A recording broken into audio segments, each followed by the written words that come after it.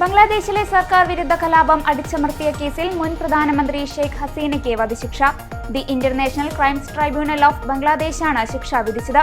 ഈ വർഷം ഓഗസ്റ്റ് 3-നാണ് ഷെയ്ഖ് ഹസീനയെ വിചാരണ ചെയ്യാൻ പ്രത്യേക ട്രൈബ്യൂണൽ അനുമതി നൽകിയത്. ഹസീനയുടെ അസാന്നിധ്യത്തിൽ കൂട്ടക്കൊലയും പീഡനവുമടക്കം 5 കുറ്റകൃത്യങ്ങൾ ചുമത്തിയാണ് വിചാരണ നടന്നത്.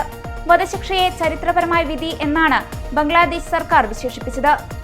മുൻ ആഭ്യന്തരമന്ത്രി അസദുൽമാൻ ഖാൻ, മുൻ inspector general of police Chowdhury Abdullah Al Mamun എന്നിവരും കുറ്റക്കാരാണെന്ന് കോടതി പറഞ്ഞു. വിധിക്കു പിന്നാലെ ധാക്കയിലും സമീപ പ്രദേശങ്ങളിലും സർക്കാർ കനത്ത സുരക്ഷ ഏർപ്പെടുത്തിയിട്ടുണ്ട്.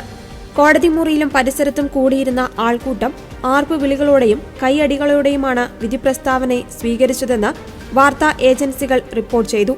കലാപത്തിൽ കൊല്ലപ്പെട്ടവരുടെ ബന്ധുക്കൾ മുട്ടുകുത്തി പ്രാർത്ഥിച്ചെന്നും റിപ്പോർട്ടുകളുണ്ട്. 30 ദിവസത്തിനകം രാജ്യത്ത് തിരികെയെത്തിയാലേ ഹസീനയ്ക്ക് അപ്പീൽ നൽകാനാകൂ. ഷെയ്ഖ് ഹസീന അധികാരം ഉപയോഗിച്ച് മാനവികതയ്ക്കുമേൽ ആക്രമണം നടത്തിയതായി കോടതി വിലയിരുത്തി. പ്രക്ഷോഭകാരികൾക്കുമേൽ മാരകായുധങ്ങൾ പ്രയോഗിക്കുവാൻ ഉത്തരവിട്ടെന്നും വിദ്യാർത്ഥികൾക്ക് നേരെയുണ്ടായ വെടിവെപ്പിനെക്കുറിച്ച് അറിയാമായിരുന്നുവെന്നും കോടതി വിലയിരുത്തി. ഹെലികോപ്റ്റർ ഉപയോഗിച്ച് പ്രതിഷേധക്കാർക്ക് നേരെ ആക്രമണം നടത്തുവാൻ ഷെയ്ഖ് ഹസീന നിർദ്ദേശിച്ചതായും പോലീസ് വെടിവെപ്പിൽ കൊല്ലപ്പെട്ട അബു സയ്യിദ് എന്ന വിദ്യാർത്ഥിയുടെ മൃതദേഹ പരിശോധനാ റിപ്പോർട്ട് ഡോക്ടർമാരെ ഭീഷണിപ്പെടുത്തി തിരുത്തിയതിന് തെളിവുകളുണ്ടെന്നും കോടതി പറഞ്ഞു.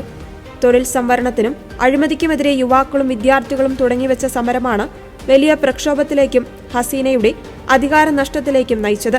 1971 ബംഗ്ലാദേശ് വിമോചന സമരം നയിച്ചവർക്ക് നൽകിയിരുന്ന 30% ജോലി സംവരണം പിന്നീട് അവരുടെ കുട്ടികൾക്കും പേരക്കുട്ടികൾക്കും നൽകുന്നത് റദ്ദാക്കണമെന്നായിരുന്നു പ്രതിഷേധക്കാരുടെ പ്രധാന ആവശ്യം.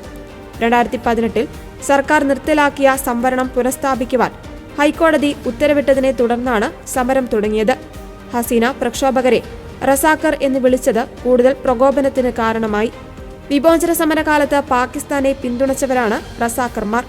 ഹസീന പ്രക്ഷോഭത്തെ സൈനിക ശക്തി ഉപയോഗിച്ച് അടിച്ചമർത്തുവാൻ ശ്രമിച്ചെങ്കിലും നടന്നില്ല. പ്രക്ഷോഭം കലാപമായതോടെയാണ് ഹസീനയ്ക്ക് രാജ്യം വിടേണ്ടി വന്നത്. പിന്നാലെ നോബൽ ജേതാവായ സാമ്പത്തിക വിദഗ്ധൻ മുഹമ്മദ് യൂനുസിന്റെ നേതൃത്വത്തിൽ ഇടക്കാല സർക്കാർ വരികയും ചെയ്തു.